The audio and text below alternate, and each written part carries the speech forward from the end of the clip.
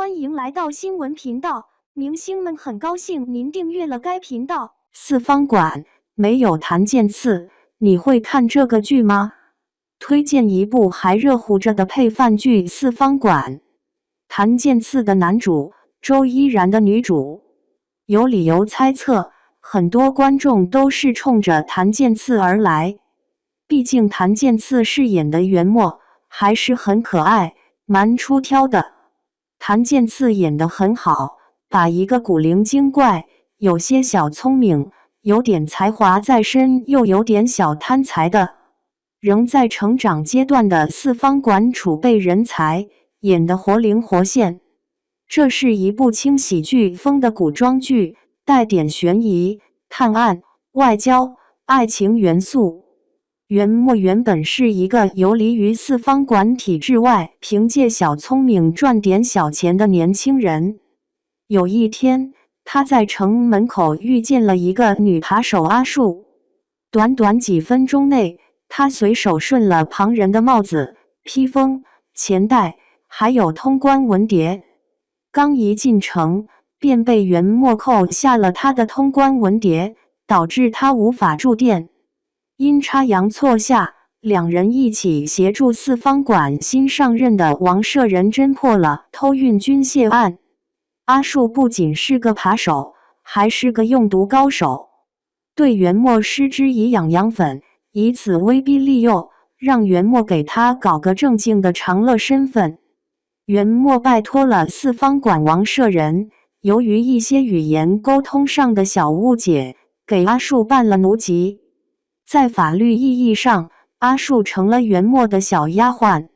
元末正心虚着如何向阿树交代这件事，却意外发现阿树不识字，便将错就错，欺骗阿树说办成了长乐户籍。直到阿树出去租房，才发现猫腻。阿树留在了元末家，吃他的，住他的，还忽悠元末花钱给他置办衣裳。阿树琢磨长乐城里贵妇们都在用的胭脂，联合四方馆的贵妇之有神百炼造假出售，险些酿成大祸。公堂之上，阿树耍了个心眼，栽赃给主人元末。于是无辜的元末陷入牢狱之灾。四方馆之主于得水，以救元末出来，否则流放乡要挟，逼元末接受了入职四方馆的条件。原本自由自在惯了，痛恨打卡上班的元末，无奈之下成了四方馆的公职人员。由此，四方馆东西两馆的安舍人、王舍人，再加上俄国公家的千金尉迟华，有些本领在身上的元末，再加上鬼精的小丫鬟阿树，开启了在四方馆联手公干、探案以及处理与异域各国外交事务的故事。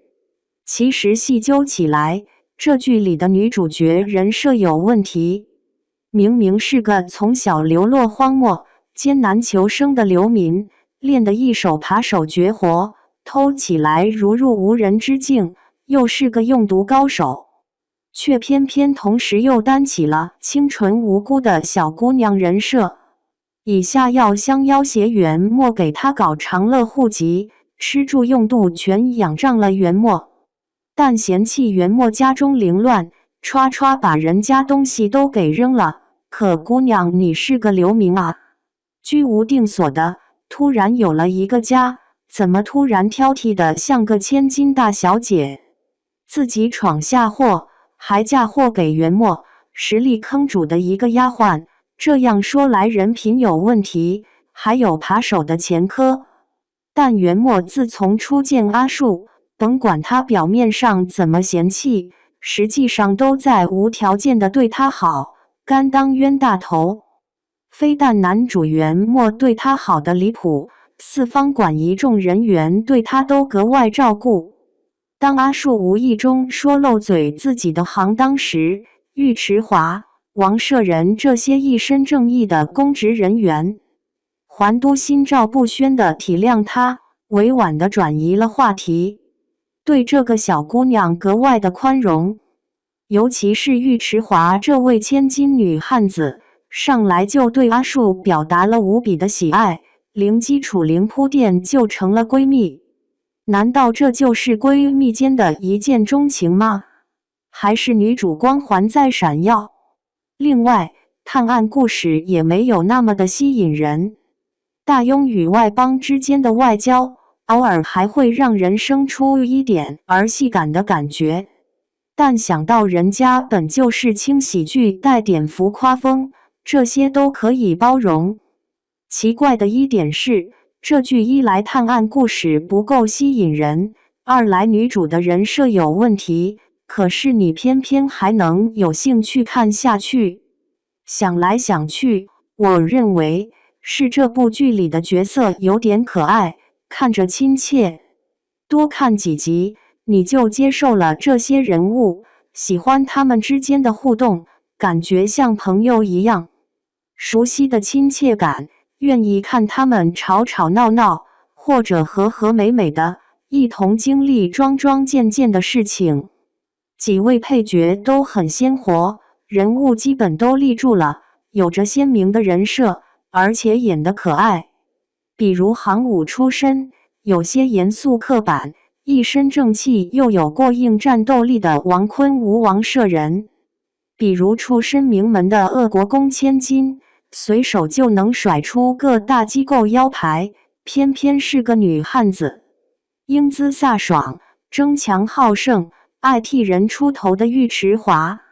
尉迟华与王坤吴的 CP 莫名有点好磕，让人看剧又多了些期待感。以及一直活在父亲阴影下，非常努力的工作，力求证明自己的有上进心的纨绔安修义安舍人。还有一心想着苟到退休千万别出什么纰漏的四方馆馆主于德水。他表面看是个端水的角色，看似没什么能力，性子偏软，但其实是个非常好的长辈，处事圆滑，考虑周全，善用人，为人亲和，实为四方馆的大家长。以及热爱脂粉与贵妇的小白脸神百炼，时时想着为家里娘子赚银子的老纪。正是这群可可爱爱的人，各有鲜明个性的人物，以及他们之间的有趣且温情的互动，让这部说悬疑不够悬疑，探案节奏也不够勾人的剧集，能在轻喜剧风的温润底色下，让观众倍感亲切，感到流畅、舒服，愿意一集接一集的看下去。